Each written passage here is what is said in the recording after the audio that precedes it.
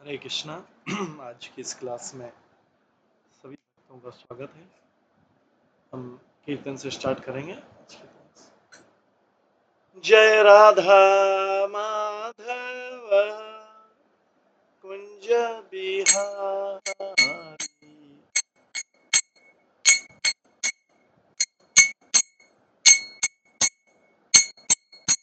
जय गोपी जन वल्लभ गिरिवर धारी, यशोदानंदन व्रज जनरंजन, यमुना तीरावनचारी,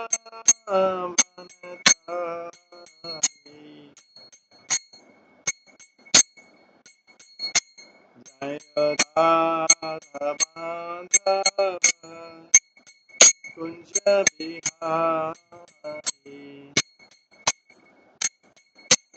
हरे कृष्णा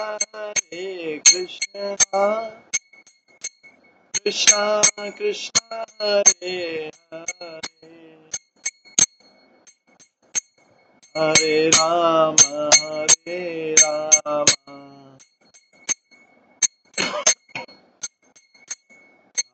राम हरे हरे।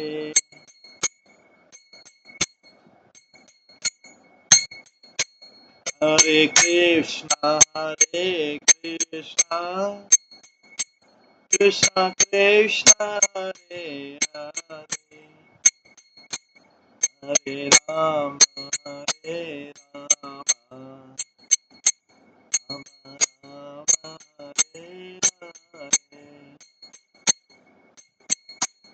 हरे कृष्णा कृष्णा कृष्णा हरे हरे, हरे राम राम राम हरे। हरे कृष्णा कृष्णा हरे हरे, हरे राम राम राम हरे हरे। हरे कृष्णा कृष्णा कृष्णा हरे हरे, हरे राम राम राम हरे हरे। हरे कृष्णा कृष्णा कृष्णा हरे हरे, हरे राम राम राम हरे हरे। जय राधा गोविंद राधा गोविंद राधे, जय राधा माधव राधा माधव राधे, जय गौरनिताय जय गौरनिताय, गौरनिताय जय गौरनिताय, जय जय प्रभुपाद प्रभुपाद प्रभुपाद, जय जय प्रभुपाद, निताय गौर हरि बोल हरि बोल हरि बोल, निताय गौर हरि। श्री राधा गोविंद देव की जय। श्री जगन्नाथ बलदेव सुभद्रा महारानी की जय। श्री गौर निताय की जय। शिल प्रभुपाद की जय। सभी भक्तगणों की जय। हरे कृष्णा।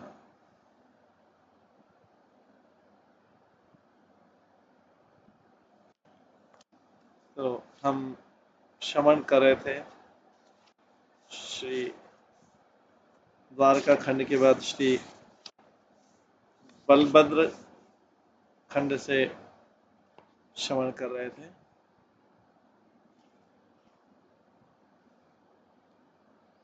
इसमें हमने भगवान बलभद्र के अनेक नाम श्रवण करे थे। उसके पश्चात अब हम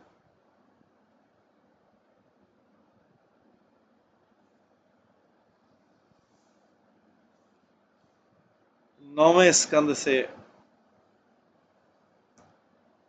विज्ञान खंड का श्रवण करेंगे। ये इसका अंतिम खंड है, विज्ञान खंड गर्ग संहिता का अंतिम खंड है, इसका श्रवण करेंगे।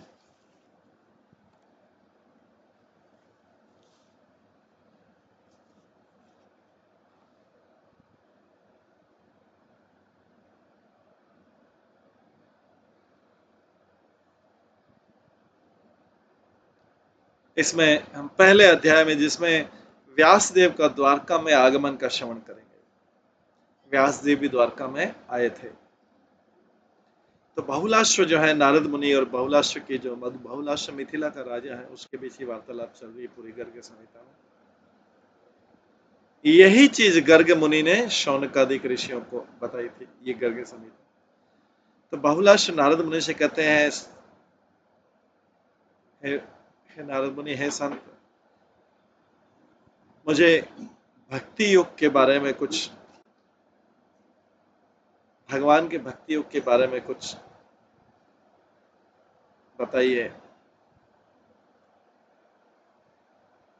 भगवान की भक्ति योग कैसे की जाती है और परम सत्य का पूर्ण साक्षात्कार करने का रास्ता कौन सा है। तो ये भक्त के प्रश्न होते हैं। ये जो भगवान के शुद्ध भक्त होते हैं, हालांकि राजा था ये, क्योंकि नारद मुनि इसको बोलते हैं किंग ऑफ किंग्स, बीच बीच में इसको बहुलाश को बोलते हैं किंग ऑफ किंग्स।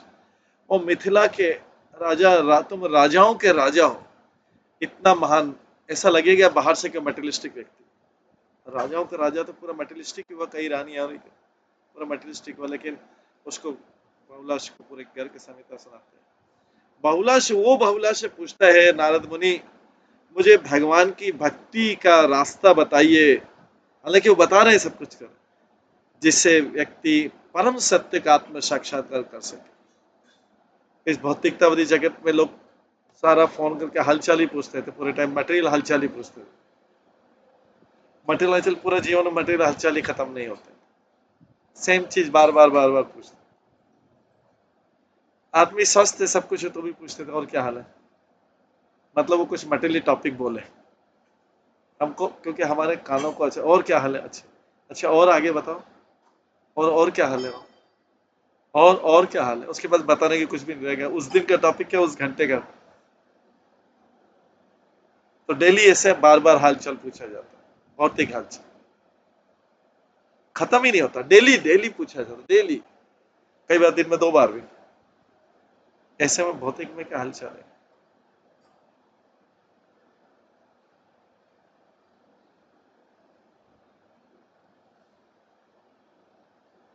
कोई रियल में भौतिक, अगर उसका स्वास्थ्य ठीक नहीं हो तो ठीक है, एक व्यक्ति पूछता है, लेकिन ऐसे बहुत रोज ही हालचाल, रोज। क्योंकि हमारा मन जो है मटेरियल चीजों को सुनना चाहता है। हालांकि ये ऐसा नहीं, नॉन डिवोटी डिवोटी सब उसी कैटेगरी क्या, क्योंकि कानों को अभी सुनना वही अच्छा है।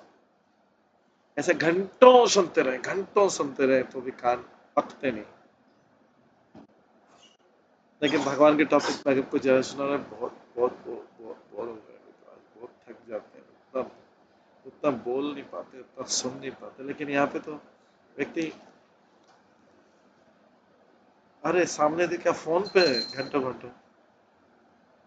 तो ये जो है, ये हमारा यहाँ पे ये सुन रहा है कि इसको इतना सुना दिया, ये पूरी गर्ग संहिता शुरू से सुनाई, अभी अंतिम खंड चल रहा है, लेकिन वो बोल रहा है कि और सुना। जैसे लोग पूछते हैं और हलचल क्या है, तो सुना और सुना, उसके भक्ति के रास्ते के आत्म साक्षात बताया और सुना। वो बोलता है आगे, मुझे विश्वास है कि आपके दिव्य आदेशों को सुन के I am confident bye hearing your divine instruction. मैं आपको डिवाइन सुन के मैं अपने आप को शुद्ध भक्ति के प्लेटफॉर्म पे थोड़ा ऊपर उठा पाऊं। मैं एलिवेट करूंगा, उसका उद्देश्य। और यहाँ का उद्देश्य किस तरीके से हम अपने आप को नीचे गिराएं, दूसरे को भी नीचे गिराएं, नॉन डिवोशनल टॉपिक के बारे में इंटरेस्ट। पूरा जगत एक दूसरे को नीचे खींचने में लगा। एकदम नीचे टांग पकड़ के कि तुम भी भक्ति में नहीं, मैं भी भक्ति में नहीं, हमारी दोनों की जोड़ी जमेगी। मैं भी तुमसे बकवास करूंगा, तुम्हें मेरे से बकवास कर दो। तो ये नारद मुनि बोलते हैं, मैं अब तुम्हें विस्तृत में भक्ति मार्ग का रास्ता बताऊंगा। अभी भक्ति मार्ग का बता रहे हैं, लेकिन पूछा तो फिर से बताएं, जो मैंने व्यासदेव के मुख से सुना है। इस रास्ते को फॉलो करके कोई व्यक्ति पूर्ण पुरुषोत्तम भगवान कृष्ण को प्राप्त कर सकता है, जो हमेशा अपने भक्तों पर कृपा करने वाले हैं। भगवान यह कृपा करने के लिए, ऊपर अपने से कृपा करने के लिए बैठे हुए हैं, लेकिन यहाँ पे भौतिकतावादी व्यक्ति जो अपने आप को नहीं समझता है, वो अपनी एक दया अलग बांट रहा है सब। भगवान की दया को नहीं बांट रहा है, भगवान की दया को रोक देता है और अपनी दया बांटता है। मैं सबके ऊपर दया करूंगा, अपने मित्र संबंधी ब्लड रिलेशन सबके ऊपर मैं दया करूंगा। तो अभी भगवान की दया तो ऊपर रहने दो, मैं हूं तो दया करने वाला, मैं सबके ऊपर दया करूंगा। कितना आश्चर्यजनक चीज है, बीच में एक नया बैरियर बन गया कंट्रोल में, जो भगवान की दया को आने नहीं दे रहा है व्यक्ति के ऊपर डायरेक्ट, एक अपना कंट्रोलर बन गया। नहीं नहीं, मैं दया करूंगा, मैं चिंता मत करो, मैं सहायता करूंगा, पूरा जीवन भर तुम्हारी सहायता करूंगा, तुम्हारे हर परिस्थिति से तुमको बाहर निकाल दूंगा। चिंता मत करो, मेरे ऊपर विश्वास है। जैसे लोग बोलते हैं ना, अरे मेरे ऊपर विश्वास रखो, मेरे ऊपर विश्वास। मैंने कईयों को उतारा इस जगत में, कईयों का उद्धार किया मैंने जगत। उस मूर्ख को पता नहीं कि उसका भी उद्धार होगा या नहीं होगा, लेकिन वो जगत को तारना, वो सारे रिश्तेदार संबंधी है, वो सबको तारने का काम ले लेते हैं।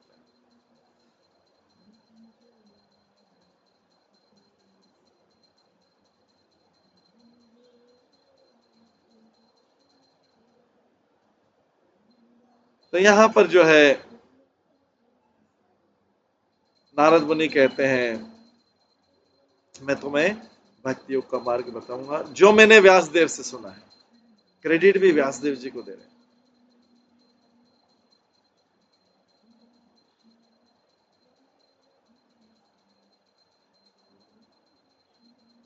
तो व्यक्ति को क्रेडिट देना चाहिए कि मैंने किससे कहा सुना है,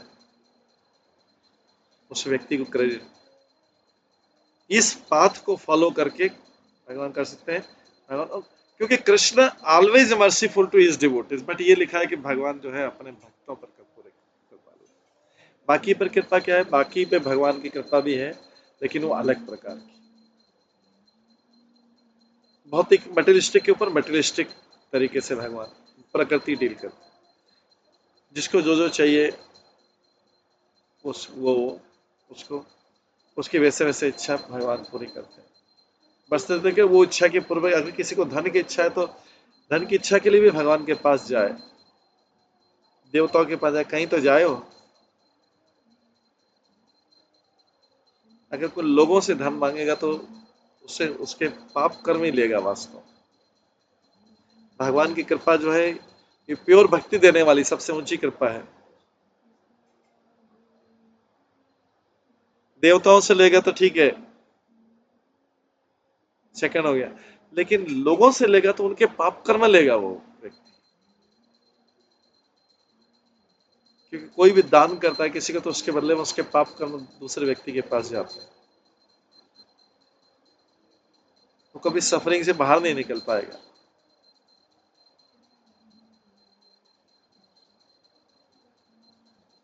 पाप कर्म ही खाएगा, वैसे भी मनुष्य पाप कर्म ही खाता है। तो यहाँ पे कृष्ण जो है ऑलवेज मर्सीफुल, हमेशा अपने कृपा करने के लिए तैयार बैठे हैं, लेकिन लोग उनकी कृपा नहीं लेके इस भौतिक जगत की कृपा लेते हैं। तो पॉइंट ये है कि यहाँ पे कृष्ण हमेशा always ready to give his mercy to his devotees.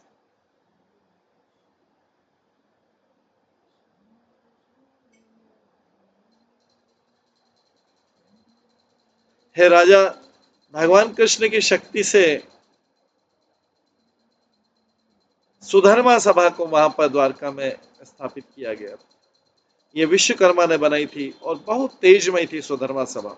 यहाँ पे जहाँ पे मीटिंग प्लेस जैसे कॉन्फ्रेंस रूम होता है, तो द्वारका में सुधर्मा सभा कॉन्फ्रेंस रूम था, बहुत बड़ा था, बहुत बड़ा था, और ये सूर्य के समान तेजोमय था। इस असेंबली हाउस, इस मीटिंग रूम के अंदर, ये मीटिंग रूम कितना बड़ा था, कितना बड़ा था।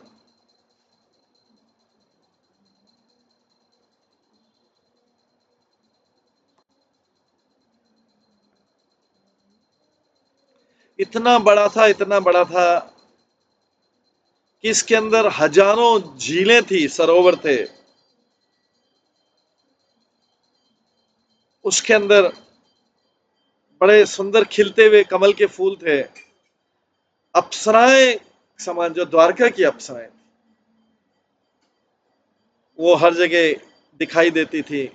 और पूरे हॉल में जो भांड थे, भांड मतलब होता है जो प्रशंसा करने वाले होते हैं, बार्ड्स, जो प्रशंसा के गीत गाते हैं, म्यूजिशियन थे, अपनी अपनी संगीत की कला को दिखा रहे थे। और ये हॉल, सुधर्मा सभा हॉल, 10 योजन बाय 5 योजन, 5 योजन हाइट में और 10 योजन लंबा, ये सुधर्मा एक सिटी जैसा हो गया। जो भी सुधर्मा सभा में प्रवेश करता था वो एक श्रेष्ठ व्यक्ति हो जाता था। और जो भी वहां पे सभा में सिंहासन पर बैठता था वो इंद्र के समान शक्ति पाता था। और सुधर्मा सभा में प्रवेश करते से ही सारे जो अच्छे गुण हैं वो उस व्यक्ति के आश्रय पा लेते थे, उस व्यक्ति में आ जाते थे। और जब तक उस सुधर्मा सभा में रहता था उसको भूख, प्यास, बुढ़ापा, भ्रम और मृत्यु नहीं रहती, माया से प्रभावित नहीं रहता जब तक सुधर्मा सभा में। इसलिए बोला जाता है कि जिनको सुधर्मा सभा, उनकी आयु आगे नहीं बढ़ती सुधर्मा सभा में जो बैठे। और हॉल के फुल होने का कोई क्वेश्चन नहीं, मतलब वो हॉल कभी फुल ही नहीं होता था, क्योंकि जितने लोग प्रवेश करते थे उतना वो अपने आप को एक्सपांड कर लेता था। ये सुधर्मा सभा का वैसे स्टैंडर्ड 10 योजन व 5 योजन था, लेकिन जितने लोग प्रवेश कर जाए उनको अकोमोडेट कर लेता था। ये था उग्रसेन और कृष्ण बलराम का दरबार।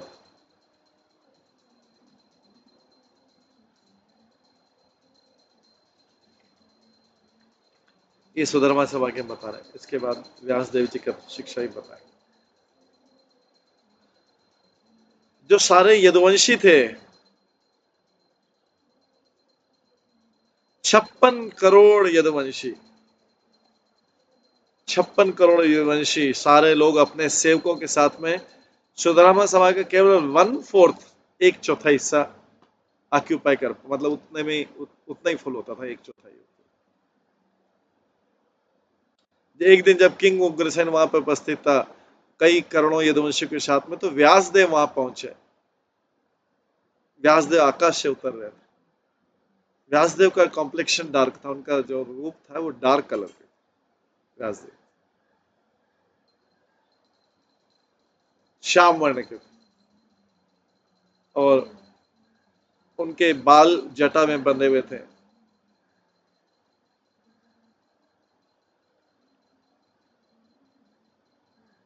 और उनके जो हेयर थे वो एकदम लाइट के कलर के, मतलब एकदम व्हाइट हेयर। तो किंग उग्रसेन, वहां का राजा किंग उग्रसेन ने व्यास देव जी को उचित स्थान दिया और उनसे कहा, राजा उग्रसेन, क्योंकि कृष्ण ने, बलराम ने राजा उग्रसेन को बनाया था। राजा उग्रसेन बोलते हैं, नारद मुनि के सामने खड़े होकर उग्रसेन कहते हैं,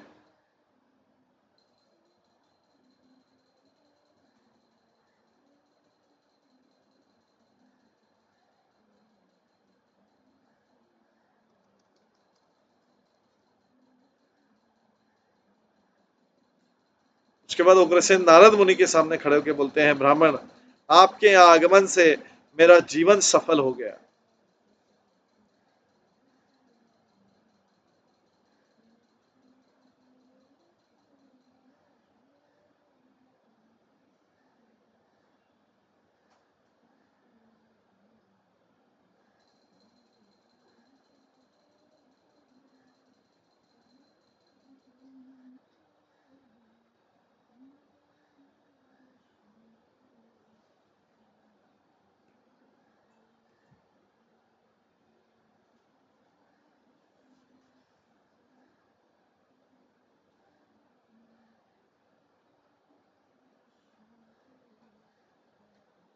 हे संत, मैंने कौन से ऐसे कार्य किए, देखिए उग्रसेन, राजा उग्रसेन बोल रहा है कि मैंने ऐसे कौन से कार्य किए जिसके कारण मुझे मुझे द्वारका के राजा की पोजीशन मिली, मुझे द्वारका के राजा की पोजीशन मिली, ऐसे कौन से कार्य किए हैं मैंने? ऐसा कौन पूछता होगा? लोगों को, कई बार लोगों को दुख आता है तो उनको बताना पड़ता है तुमने ऐसे ऐसे कर्म, नहीं तो वो मानते ही नहीं कि मैंने कुछ कर्म किए थे। लोगों को याद दिला तुम्हारे बुरे कर्मों के इसके कारण ये फल मिल रहा है। यहाँ पे उग्रसेन पूछ रहा है कि मैंने कौन से अच्छे अच्छे कर्म किए जिसके कारण मुझे द्वारका का राजा बना, पूरा एकदम पॉजिटिव से नेगेटिव। लोग मानते ही नहीं है कि हमने कुछ खराब कर्म किया।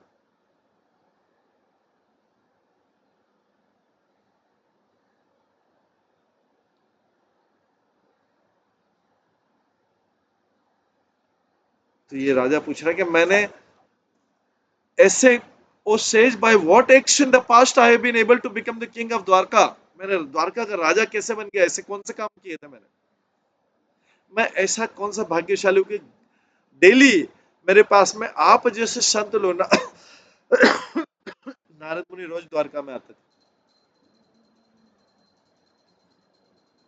आप जैसे संत आते हैं मेरी जगह पे, मैंने लगता है अपने जीवन में बहुत कोई महान कार्य किए होंगे जिसके कारण मैं द्वारका का राजा बना, और आप जैसे संतों का रोज दर्शन मिलता है मुझे।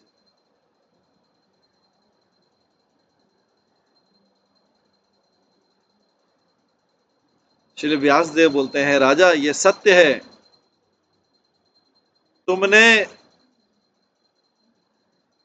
पूर्व जन्म में बहुत बड़े महान महान कार्य किए थे, आपका नाम था मरुत था, आपने विश्वजीत यज्ञ किया था और भगवान आपसे प्रसन्न हो गए थे आपके निस्वार्थ स्वभाव के कारण। भगवान के प्रसन्नता क्या बता रहा है कारण? निस्वार्थ के कारण। भौतिक जगत क्या है? एवरी इंच में स्वार्थ, एवरी इंच, बिना स्वार्थ के कोई व्यक्ति कर ही नहीं सकता।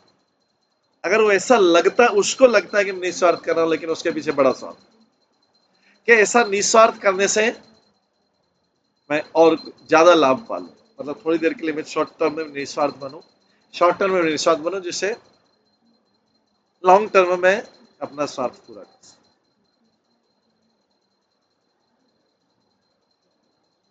क्योंकि निस्वार्थ से करेंगे तो भगवान तो जरूर प्रसन्न होते। तो बोल रहे हैं कि आपने यो परफॉर्मेशन देखना और भगवान आपसे प्रसन्न हुए, क्योंकि आपके निस्वार्थ स्वभाव के कारण भगवान कैसे प्रसन्न हो सकते? अगर निस्वार्थ को इस वास्तव में सेवा करे तो भगवान तो प्रसन्न होंगे। नहीं हो रहा है मतलब शॉर्ट टर्म में लग रहा है कि सब लोग जैसे बोलते हैं नहीं नहीं मैं तो ये निस्वार्थ भाव से, मेरा क्या स्वार्थ है, लेकिन ऐसा बोलते बोलते बड़ा स्वार्थ, कि देखो मैंने इतने टाइम तक निस्वार्थ से किया, अब इसका तो कुछ फल मिलना चाहिए। कुछ समय तक जब निस्वार्थ करते करते थक जाएगा, बोलेगा नहीं अब तो, अभी तक तो निस्वार्थ किया मैंने, अब इसके बदले में स्वार्थ पूरा होना चाहिए ना भाई, कुछ नहीं, बड़ा स्वार्थ पूरा, तो थोड़े टाइम के लिए निस्वार्थ में। तो यहाँ पे जो है, क्योंकि भौतिक जगत इसका पूरा विपरीत इसकी छाया है। इसके बाद व्यास देव जी बोलते हैं, भगवान कृष्ण पूर्ण रूप से स्वतंत्र भगवान है, लेकिन पूर्ण से स्वतंत्र होते हुए भी आपके महल में रहना उन्होंने स्वीकार किया, कोई ऑब्लिगेशन नहीं उनका आपके यहाँ रहने का, क्या आप राजा रह लेने। भगवान उन भक्तों को, भगवान अगर कोई उनके भक्त मुक्ति चाहते हैं संसार के कष्टों से, तो मुक्ति तुरंत दे देते हैं कि भाई संसार के कष्ट है, संसार ठीक है, संसार के कष्टों से दूर। लोग यही चाहते हैं ना, संसार के कष्ट नहीं आए, कष्ट से दूर रहे, ठीक है मुक्ति दे दिया। बट बहुत दुर्लभ है शुद्ध भक्ति देना, भगवान के लिए दुर्लभ है। वो तभी देते हैं जब कोई भगवान को परचेस कर ले, पर खरीद ले। जब तक व्यक्ति भगवान परचेस नहीं होते हैं, कोई व्यक्ति इनको खरीद नहीं लेता, तब तक भगवान भक्ति नहीं देते हैं, शुद्ध भक्ति नहीं देते हैं, मुक्ति दे देते हैं। जो मुक्ति की चाह रहा है ठीक है, भगवान की भक्ति कर रहा है, मुक्ति चाह रहा है, मुक्ति ले लो ठीक है, आपके संसार के कष्टों से मुक्त है, मेरे लिए कोई प्रॉब्लम नहीं है, संसार के कष्टों से मुक्ति दिला देते, यही चाहिए था ना आपको, सुखी रहो, यही सब लोग लोग भी तो पूरा संसार क्या बोलता है, सुखी रहो, बच्चे कोई भी बच्चे, सुखी रहो बेटा, सुखी रहो, सुखी रहो। उससे बोलो मैं कि मुक्ति चाहिए, नहीं नहीं बेटा, मैं खुद ही मुक्त नहीं, मैं खुद ही कष्ट में हो रहा हूँ, तुमको क्या मुक्ति दो। फिर भक्ति, अरे भक्ति तो, भक्ति शब्द भी बोल लेता हूँ, बहुत बड़ी बात है, नहीं तो मेरा भक्ति में कोई रुचि नहीं है।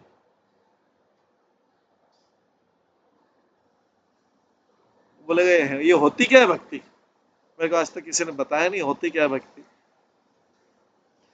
तो इस प्रकार से जो है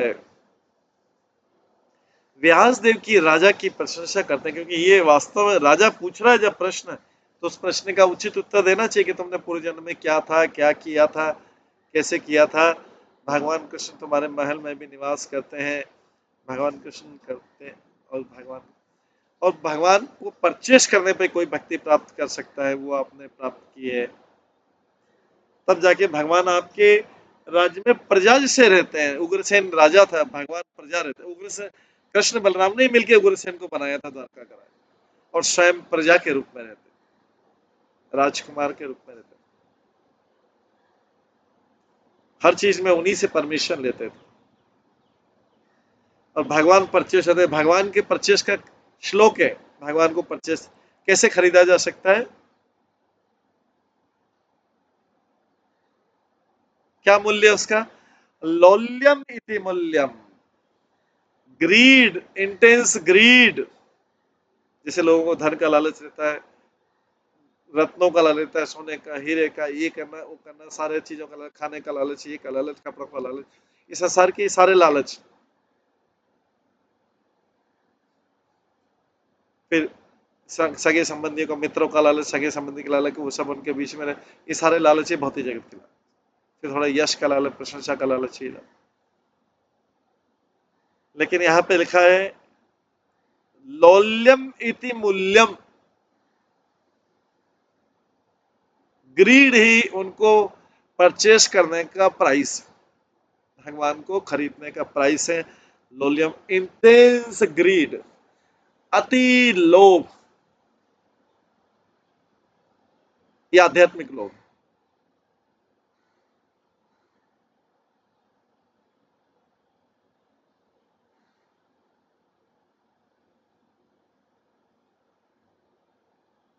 इस प्रकार से व्यासदेव जी और जो उग्रसेन की भेंट होती है, व्यासदेव जी नीचे आते। इसके बाद व्यासदेव जी क्या शिक्षा देते हैं, वो दूसरे अध्याय में हम पढ़ेंगे। इस स्कंद के जो विज्ञान स्कंद है, इसका दूसरे अध्याय में पढ़ेंगे।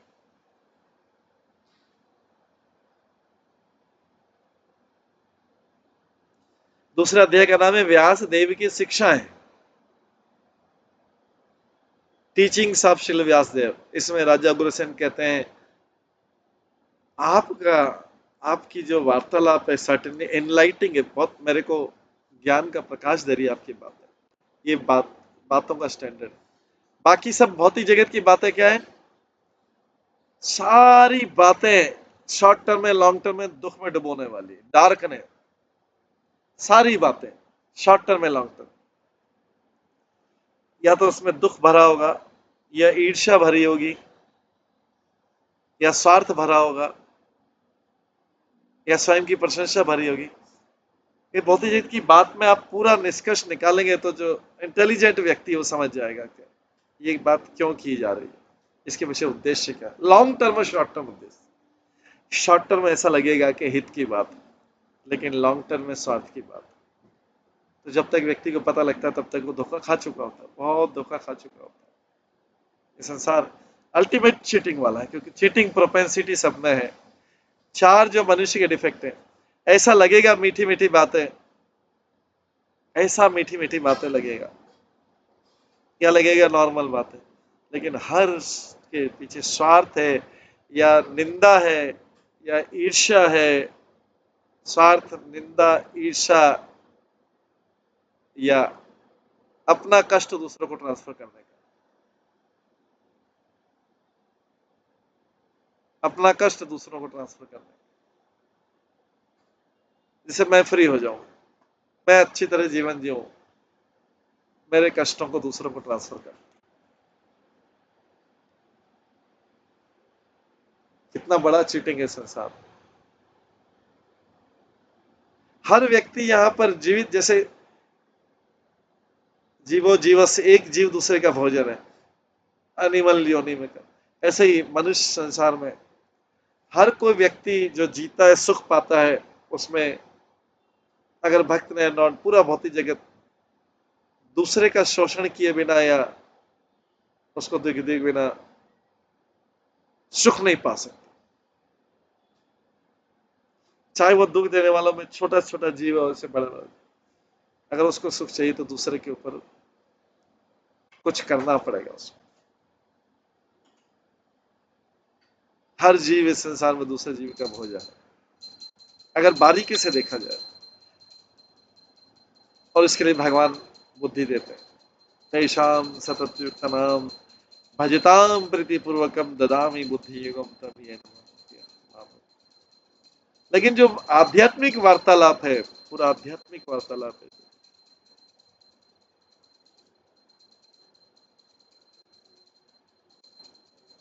वो केवल भगवान की प्रसन्नता के लिए किया जाए। कैसे भगवान के प्रचार को आगे बढ़ाया जाए, कैसे भगवान को प्रसन्न किया जाए, ये आध्यात्मिक वार्ता। इस संसार में जो परोपकार की बात है, सो कॉल्ड परोपकार जो है, वो भी वास्तव में एक तरीके से इंद्रिय तृप्ति स्वार्थ की, कि भाई अब मेरे लिए सफिशिएंट हो गया, मेरे संबंधी, मेरे मित्र, मेरा समाज, मेरा परिवार, मेरा देश, इसके लिए किया जाए, अभी मैं संतुष्ट, ऐसा थोड़ा सा, थोड़ी देर के लिए मैं संतुष्ट हूँ। लेकिन यहाँ पे भक्त लोग केवल भगवान की प्रसन्नता के लिए ही सोचते, क्योंकि भगवान प्रसन्न तो सारे जीव प्रसन्न हो जाएंगे। सारे संसार में सारे जीवों को, इस संसार में कितना भी धन मिल जाए, कितना भी सबको मिल जाए, लेकिन कोई भी प्रसन्न नहीं रहेगा, क्योंकि जब तक भगवान जीव से प्रसन्न नहीं, तब तक जो आनंद का स्रोत है, जब भगवान प्रसन्न नहीं तो जीव कैसे प्रसन्न रह सकता है? भगवान प्रसन्न नहीं, उसका होल प्रसन्न नहीं तो जीव कैसे प्रसन्न रह, अंश कैसे प्रसन्न रह सकता? शरीर प्रसन्न नहीं तो हाथ कैसे प्रसन्न रह सकता है, टांग कैसे प्रसन्न रह सकता है? सबसे बड़ा सोचने का विषय है।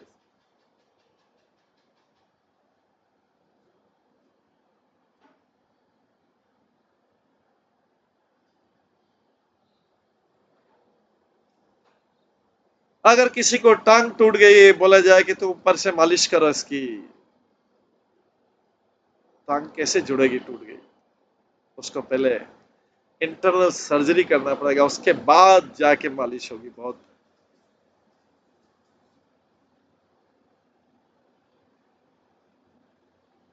लेकिन लोग ऊपर से मालिश करके चीटिंग करते हैं।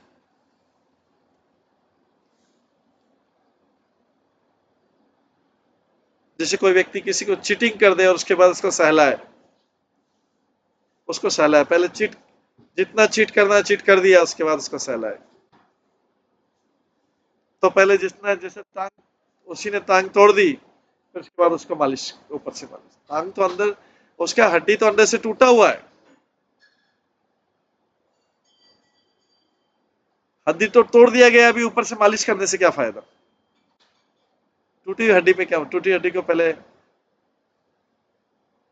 जोड़ना जोड़ना भी मुश्किल है, उतने टाइम तक उस पर मालिश करते रहे टूटी हुई हड्डी।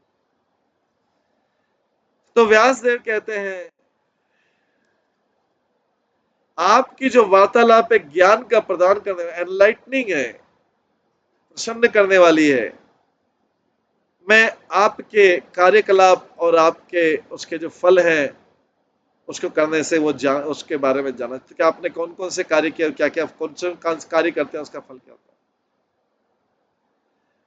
और व्यासदेव बोले, मैं बताना चाह रहा हूँ कि इस जीवन में जो किए गए कार्यकलाप है, वो किस तरह से फ्रक्टिफाई होते, फल बनते आगे के भविष्य, फ्यूचर बर्स में, भविष्य के। अगर कोई इस बारे में सोच ले, इस पे विश्वास हो, और वह विश्वास हो, तो कभी भी गलत काम नहीं करेगा, कभी भी गलत काम नहीं करेगा। किसी को इस चीज के ऊपर विश्वास हो जाए, जो व्यासदेव यहाँ पे बताने जा रहे हैं, कि इस जन्म में जो एक्टिविटीज हैं, वो किस तरह से भविष्य में, दूसरे भविष्य के जन्मों में फल बनती है। ये मुझे बताइए, उग्रसेन पूछ रहे व्यासदेव से, ये मुझे बताइए इस जन्म के फल किस तरह से भविष्य में। ये साइंस ऑफ कर्मा है। इस भौतिक जगत में तो भक्ति के साथ साथ ये साइंस पता हो कि इस जन्म में जो कर्म है कैसे छूट सकते। किसी ने नहीं देखा आपने चीट कर दिया, किसी ने नहीं देखा आपने चोरी किया, किसी ने नहीं देखा आपने झूठ बोला, ये व्यक्ति को संतुष्ट, अपने आप को संतुष्ट करना, केवल अपने आप को संतुष्ट।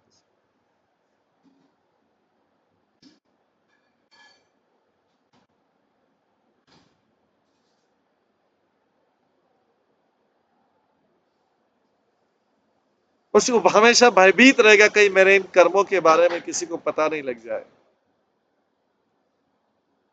मेरे जो दुष्कर्म है किसी को पता नहीं लग जाए।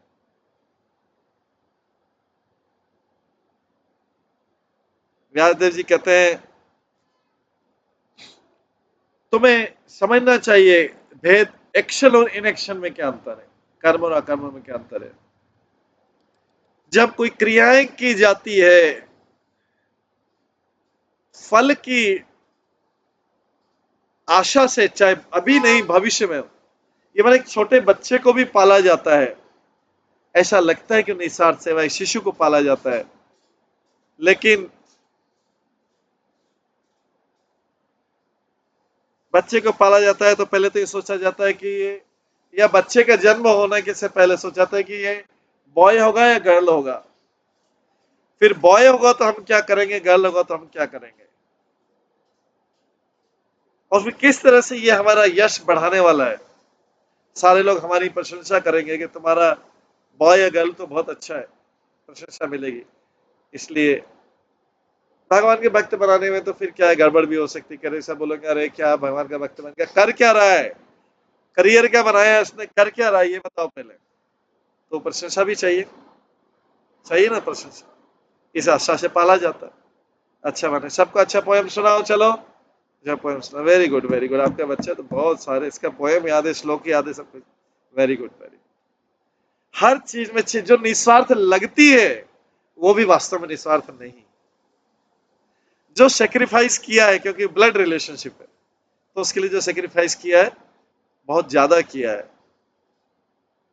लगता है निस्वार्थ है, लेकिन उसके सबके पीछे कुछ न कुछ आशा है।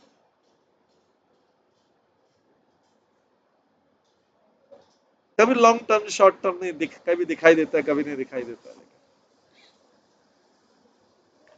तो जब एक्शंस, जब क्रियाएं होती, कर्म होते हैं, किसी भी फल की आशा से होता है, छोटा बड़ा, शॉर्ट, कम समय में, ज्यादा समय में, बीच में, लंबे समय में, वो इस संसार में कर्म के व्यक्ति के बंधन का कारण बनता है। Bind one two this material world, वो इस जगत में बांध देता है।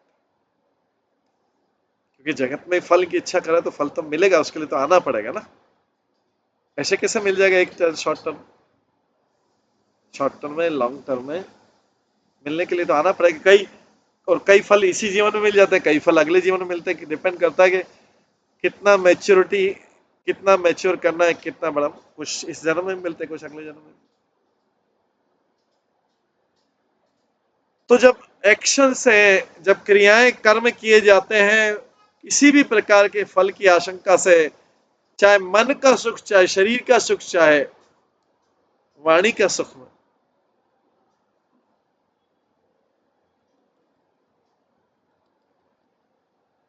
तो व्यक्ति इस भौतिक जगत में बंधन से बन जाता है।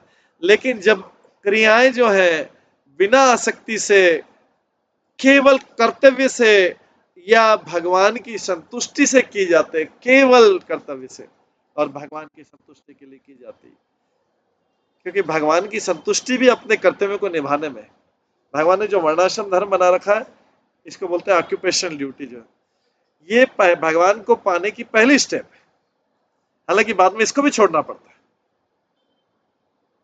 जैसे कोई बोलते बूढ़ा हो जाए, बोले नहीं मेरा अपने बच्चे के प्रति ये ड्यूटी, मेरी अपने संतान के प्रति ड्यूटी, उसको मूर्ख बोला जाएगा। पहले जब था, जब तक उसका वर्णाश्रम धर्म में जो भी आयु, वो उसका ड्यूटी था। लेकिन आगे भी उसको बोलेंगे नहीं बेटर ड्यूटी, तो लोग अपनी ड्यूटी भी त्यागते नहीं। और उनका जीवन में मृत्यु तक बेड पे भी उनकी ड्यूटी चलती रहती है। भगवान बोले थे ये तो पहला स्टेपिंग स्टोन था आपका, कि इसके बाद नेक्स्ट स्टेप है, उसके बाद नेक्स्ट स्टेप। जैसे कोई व्यक्ति 12th में जाके बोले कि नहीं मेरे को नर्सरी की बुक ही अच्छी लगती है पढ़ने के लिए, नहीं मेरे को बार बार नर्सरी, नर्सरी भी तो भगवान ने बोला था ना पढ़ो ना, नर्सरी भी तो पढ़ो भाई, पढ़ाई थी कि नहीं पढ़ाई थी। वो इस बात पे जोड़ देता, अरे भाई नर्सरी भी तो करना था, अरे भाई नर्सरी से अटैच नहीं रहता, अभी भी 12th में आ गए हम, नहीं नहीं नर्सरी फिर क्यों पढ़ाई थी हमको। वो फिर आर्ग्यूमेंट करेगा संसार का व्यक्ति, नहीं फिर हमको नर्सरी क्यों पढ़ाई थी अगर उसको छोड़ना था, नहीं हमको फर्स्ट क्लास क्यों पढ़ाया था फिर उसको छोड़ना था। अरे भाई 12th में जाने के लिए पढ़ाया था, अभी नर्सरी को छोड़ के 12th में कंसंट्रेट करो, फिर 12th को भी छोड़ना पड़ेगा। जब आप ग्रेजुएशन में जाएंगे, पोस्ट ग्रेजुएशन में आएंगे, तो फिर पोस्ट ग्रेजुएशन में तो ग्रेजुएशन को भी छोड़ना पड़ेगा। पढ़ाई में भी ऐसा ही होता है ना,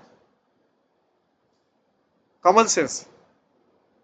तो नहीं फिर हमको ग्रेजुएशन क्यों किया, हम पोस्ट ग्रेजुएशन कर, ये मूर्खता वाले आर्ग्यूमेंट। वो क्योंकि उसकी आसक्ति हो गई, उस चीज में उसकी आसक्ति हो गई, अब उसको बोलता है ये भी मेरी ड्यूटी, ये भी मेरी ड्यूटी, नर्सरी का भी मेरी ड्यूटी है, फर्स्ट का भी ये करते हैं, 12th में तो वो 12th के आगे क्या बढ़ेगा, जब उसकी सारी ड्यूटी हो गई तो 12th के आगे क्या बढ़ेगा, 12th तक ही पहुंच गया बहुत, क्योंकि उसने नीचे की सारी ड्यूटी अभी, नीचे की सारी ड्यूटी ले रखी है अभी।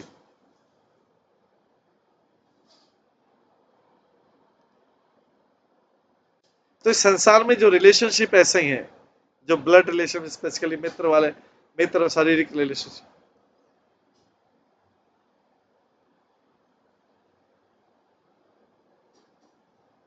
नाना नानी दादा दादी मामा मामी भाई भतीजा, भाई भतीजा भतीजी, और ये वो सारे के सारा भांजा भांजी, ये सब सारी ड्यूटी में कर रखा है, तो आगे वो आगे 12th के आगे कैसे जा पाएगा, इधर को नहीं छोड़ेगा तो आगे का तो सेचुरेशन हो गया।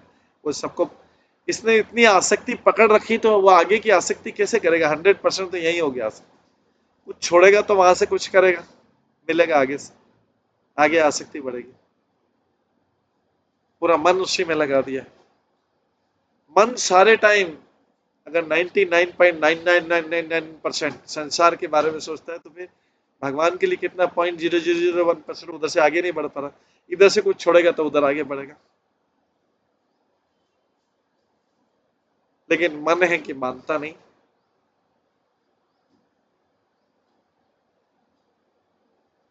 तो यहां पर जो है, इसलिए तो बोला गया, जब कोई, ये व्यास देव जी बता रहे हैं उग्रसेन को, कि कोई जब कर्म किया जाता है आसक्ति, फल की आसक्ति से किया जाता है, चाहे कैसा छोटा बड़ा हो, सूक्ष्म रूप में मन को संतुष्ट करने वाला कर्म हो सकता है, वाणी को संतुष्ट करने वाला कर्म हो सकता है। किसी ने आपको फालतू बोलने के लिए, भाषण देने के लिए बोल दिया, तो आप 2-4 घंटे व्यर्थ का भाषण बिना भगवान, करते रही भाषण, करते रही, वो भी एक फल है। व्यर्थ का भाषण करना एक फल है, संतुष्टि मिलता है, हृदय को संतुष्टि देता है। व्यर्थ की वार्तालाप भी एक जो संतुष्टि देता है। ये सारे फल हैं, छोटे बड़े सब तरह के। तो जो फल की आसक्ति से किया जाता है,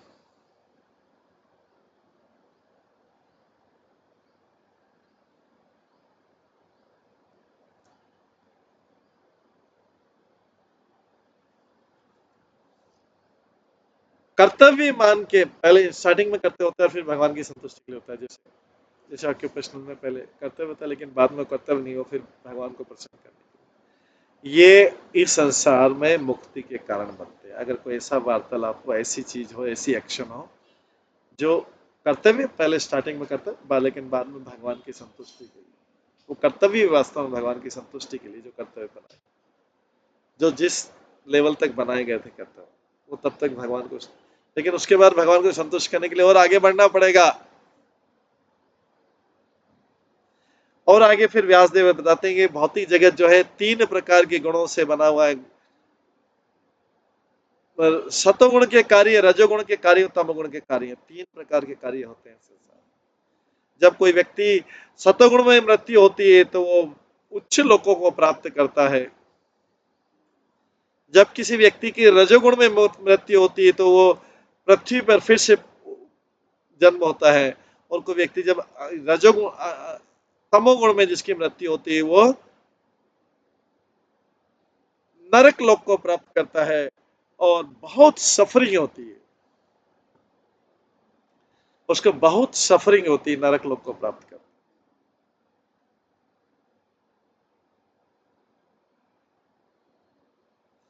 जो व्यक्ति इन तीन गुणों से मुक्त होकर, तीन गुणों के प्रभाव से मुक्त होकर मृत्यु को प्राप्त करता है, वो परम धाम जाता है। जो तपस्या करते हैं वे सत्य लोक में जाते हैं, जो दान देते हैं वो चंद्र लोक में जाते हैं। ये सब इसी पृथ्वी के लोग के, जो लोग तपस्या करते हैं वो सत्य लोक में जाते हैं। इस प्रकार से किसकी किसकी मृत्यु होती, कहाँ कहाँ जाता है, ये हमने श्रवण किया। जो लोग तपस्या करते हैं केवल वो सत्य लोक जाते हैं, जो केवल दान देते हैं वो चंद्र लोक जाते हैं। चंद्र लोक स्वर्ग का हिस्सा है, सूर्य लोक भी स्वर्ग का हिस्सा है। जो यज्ञ करते हैं वो इंद्र के लोक में जाते हैं। शिव के भक्त शिव लोक में जाते हैं और विष्णु के भक्त जो होते हैं वो नित्य लोक वैकुंठ धाम में जाते हैं। कि विष्णु के लोक को छोड़ के जो सारे लोग जो हैं ऊपर के कोई भी भौतिक प्लेनेट प्राप्त करते हैं, उनको फिर से यहाँ पे आना पड़ेगा पृथ्वी पे, और अपने रिजल्ट को सफर करके, दुख पा करके या एंजॉय करके, भोग करके वो फिर से पृथ्वी पर आते हैं। आगे बोलते हैं, जो लोग ये सब चीजें समझते हैं वो ये सार निकालते हैं संसार से, अपने एडवांटेज के लिए सार निकालते हैं कि इस बेटर है कि संसार के उसके मेहनत के जो फल हैं उससे वो मुक्त कर ले अपने आप।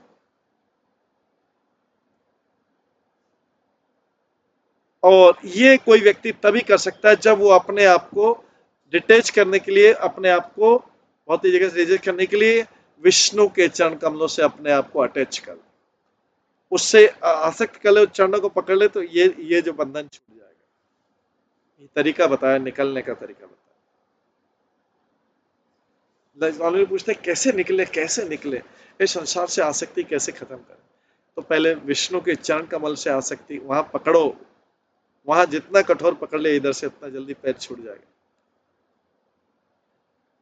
व्यासदेव जी कहते हैं, इसके बाद बोल रहे हैं, उग्रसेन बोलते हैं, व्यासदेव जी उग्रसेन को बोलते हैं, मैंने तो ये समझ लिया है कि, राजा उग्रसेन बोलते हैं व्यासदेव जी को, मैंने ये समझ लिया है कि इस भौतिक जगत का कोई भी लोक प्राप्त करने के लिए व्यक्ति जन्म मृत्यु के बंधन से तो फ्री नहीं होगा, कोई भी लोक प्राप्त कर ले। इसलिए मैंने तो ऐसे चीजों से, ऐसी आकांक्षाएं छोड़ दी है, सुख की आकांक्षाएं, स्वर्ग जैसे सुख की आकांक्षाएं छोड़ दी। हे मुनि, मुझे बताइए भगवान कृष्ण के धाम के बारे बताइए, जहां पर जाने के बाद में कोई व्यक्ति वापस नहीं आ सकता। व्यास जी बोलते हैं, भगवान कृष्ण का जो धाम है उसको गोलोक बोलते हैं, वो बहुत ही जगत के इन कवरिंग से ऊपर है,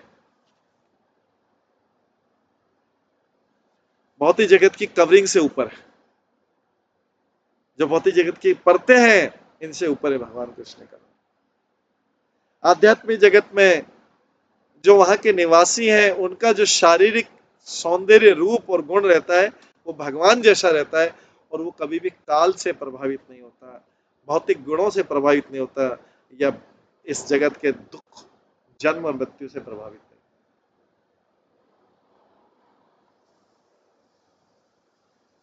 इस प्रकार से ये उपदेश दिया जा रहा है, व्यास देव भी जा रहा, राजा उग्रसेन।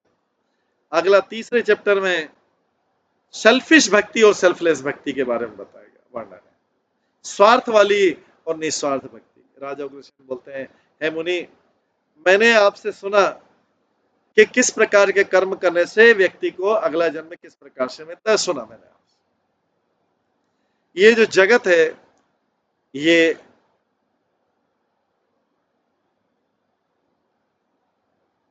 इसमें हर जगह जन्म मृत्यु का चक्र है।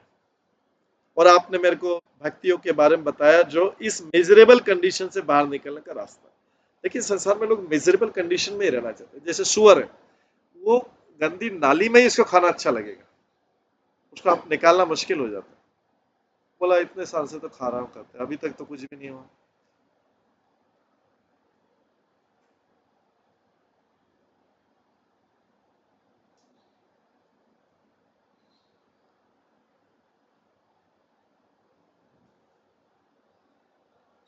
तो आपने इस जगत के बारे में बताया जो जन्म और मृत्यु के बंधन से बना है।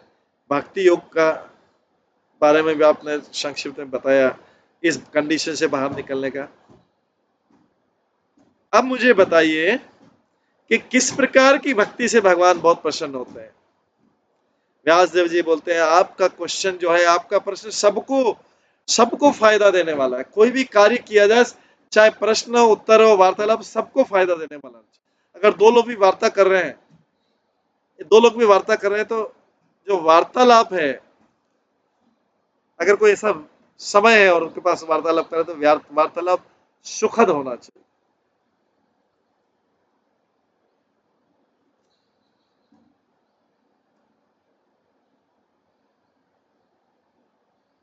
कोई बोलेगा कि अगर बच्चे को इंस्ट्रक्शन दे रहे हैं, बच्चे को कुछ आदेश दे रहे हैं, तो क्या है सुखद है बच्चे के लिए?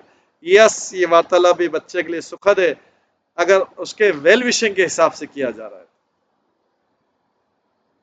क्या बच्चे को कुछ खाने से रोकना सुखद है बच्चे के लिए? यस, बच्चे के लिए सुखद है। बच्चा भी अज्ञान में, उसको पता नहीं कि क्या चीज अच्छी है क्या चीज बुरी।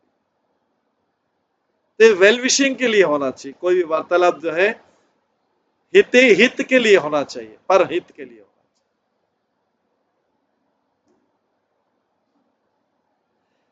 व्यासदेव जी कहते हैं आपका जो प्रश्न है बहुत ग्लोरियस है, बहुत ऊंची पोजीशन से प्रश्न पूछ रहे हैं और सबको फायदा देने वाला है। अब मैं आपको डिटेल में विस्तृत में भक्ति योग के बारे में बताऊंगा कौन से भक्ति योग में भी कौन सी भक्ति जो है सर्वश्रेष्ठ है। इसके सुनने से व्यक्ति का उद्धार हो जाएगा, सारे प्रकार के पाप पुण्य क्रियाओं से उद्धार हो जाएगा। भक्ति योग दो प्रकार के होते हैं, सगुण और निर्गुण। सगुण भक्ति के कई भाग हैं और भक्त की क्वालिटी के अनुसार इसमें अलग अलग भाग होते हैं। जबकि निर्गुण भक्ति जो केवल एक प्रकार की, मतलब तीनों गुणों से ऊपर जो केवल एक। हालांकि इसके कई वेराइटी है, लेकिन सगुण भक्ति के मुख्य मुख्य तीन भाग होते हैं। निर्गुण भक्ति को भाग नहीं रहते, निर्गुण भक्ति एक ही प्रकार की। निर्गुण मतलब निस्वार्थ वाली।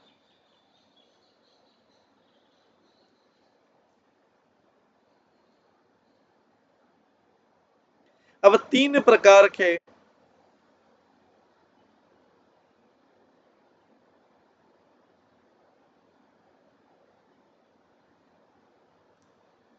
डिवीजन बताए गए हैं जिसको वास्तव में भक्ति नहीं है,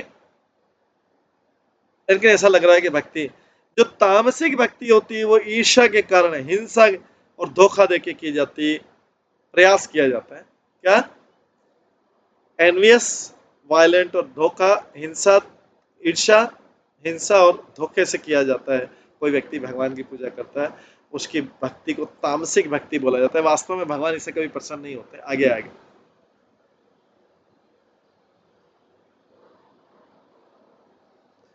दूसरी भक्ति, राजसी भक्ति। जो व्यक्ति भगवान की भक्ति को प्राप्त करता है, जो व्यक्ति भगवान की भक्ति को करता है इंद्रिय तृप्ति के लिए, धन प्राप्ति के लिए, यश प्राप्ति के लिए, जो व्यक्ति भक्ति करता है उसको राजसी भक्त बोला जाता है।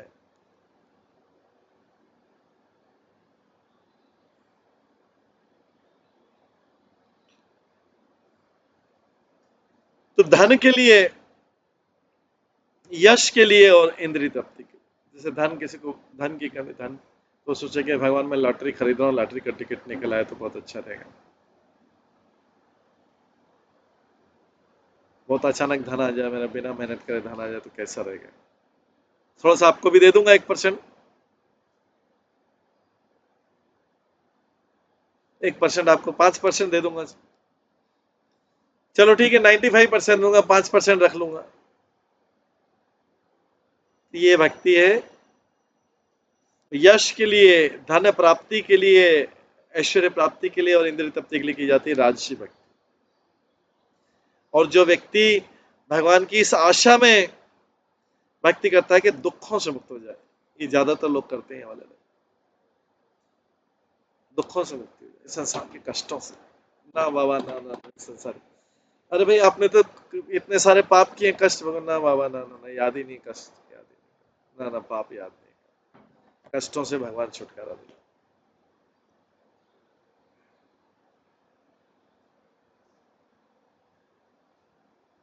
ऐसी भक्ति को कष्टों से छुटकारा और मुक्ति की प्रार्थना, ऐसे सात्विक भक्ति कहलाती।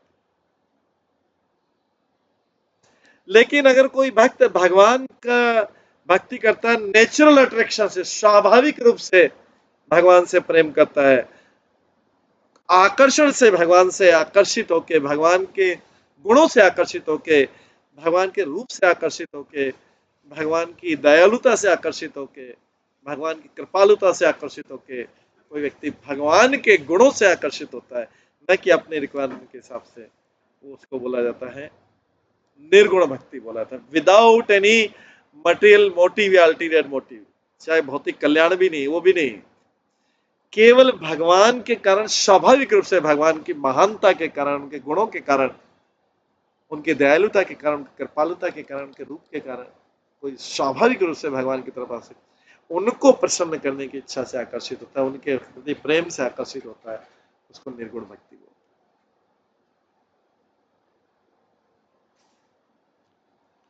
जिस प्रकार से गंगा जो है स्वाभाविक रूप से किधर बहती है, समुद्र की तरफ स्वाभाविक रूप से बहती है, फोर्स नहीं किया जाता, गंगा सागर में जाके मिलती है, स्वाभाविक रूप से उधर ही जाना चाहती है। बोला जाता है कि समुद्र जो है नदी का पति, समुद्र जो नदी का पति, तो सारी नदियां समुद्र की तरफ जाती, स्वाभाविक रूप से जाती, कोई इधर रुकना नहीं चाहती। हिमालय से निकलेगी ऐसा नहीं कि बीच में कहीं पार्क हो गई, नहीं, उनका इच्छा, लोग पार कर दे अलग बात है, लेकिन स्वाभाविक रूप से कहाँ भागना चाहती, सारी नदियां भागती रहती, भागती रहती, कहाँ भागती है, समुद्र की तरफ। उसी तरीके से कोई व्यक्ति स्वाभाविक रूप से भगवान की तरफ आकर्षित हो, इसको निर्गुण भक्ति बोलते हैं। गंगा तब तक फ्लो होती रहती जब तक कि समुद्र में नहीं पहुंच जाए, ये निर्गुण भक्ति होता है। भगवान की महिमा सुन के, इसलिए वो महिमा में ज्यादा इंटरेस्ट, पीते हैं महिमा को, स्वाद आता है भगवान की महिमा को। Glories, by hearing the glories of the lord become spontaneously attracted. वो कैसे प्रकार से आकर्षित, जितना ज्यादा भगवान के बारे में सुनते हैं उतना ज्यादा उनका आकर्षण, उनका जीवन का कार्यकलाप उसके अराउंड ही सेंटर।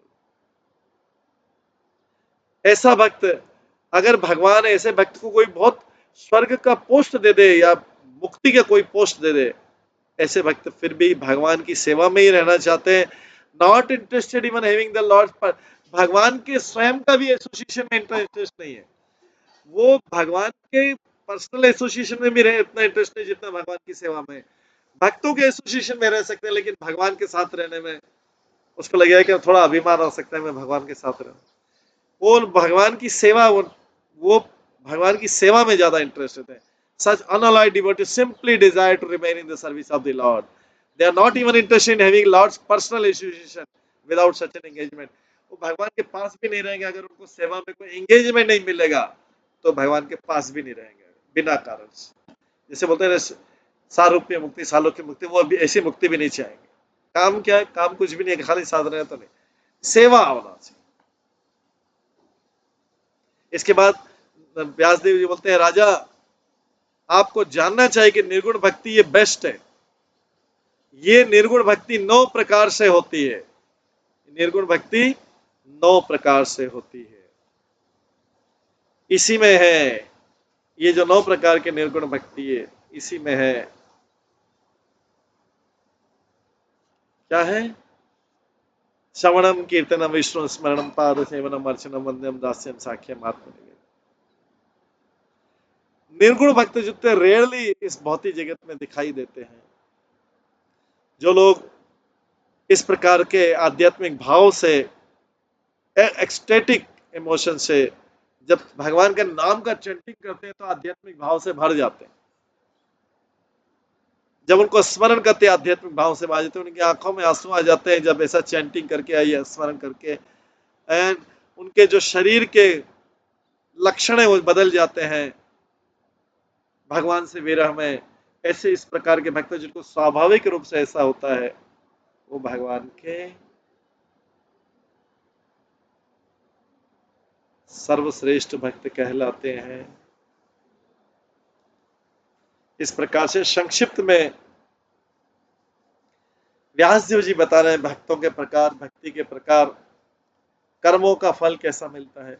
अब आगे बता रहे हैं भगवान के भक्त की महिमा बता रहे हैं, उनके भक्ति की बहुत सुंदर चैप्टर है। इसको कल की क्लास में करेंगे। अभी ये समय हो गया, इसको यहीं पे विराम देते हैं। सभी भक्तों का बहुत बहुत धन्यवाद। सभी भक्तों के लिए एक बार हरे कृष्ण महामंत्र का जप करते हैं।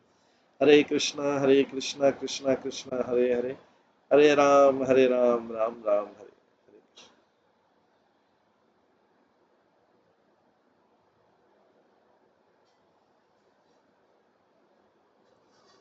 श्री गर्ग संहिता ग्रंथ की जय। श्री गर्ग मुनि की जय। श्री नारद मुनि की जय। श्री प्रभुपाद की जय। सभी भक्तगणों की जय। हरे कृष्णा कृष्णा कृष्णा हरे हरे, हरे राम राम राम।